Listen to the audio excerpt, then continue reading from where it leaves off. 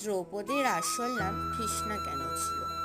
যখন মহারাজ ধ্রুপদ যোগাগ্নি থেকে একটি পুত্রী কামনা করেন, তখন তার মধ্যে তিনি কিছু বৈশিষ্ট্য চেয়েছিলেন।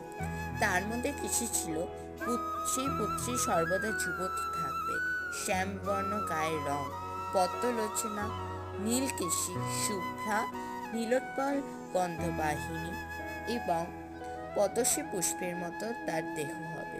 এই সবকটি গুণ একমাত্র দেবী পার্বতীর সাথে মিল খেত। তাই দেবী পার্বতীর একটি রূপ দ্রৌপদী হিসাবে যজ্ঞাগ্নি থেকে বেরিয়ে আসে। যেহেতু দেবী পার্বতী কৃষ্ণের বোন ছিল, তাই সম্পর্কে দ্রৌপদীও কৃষ্ণের বোন ছিল। তাই কৃষ্ণর বোন কৃষ্ণা হিসাবে নাম দেওয়া হয়েছিল।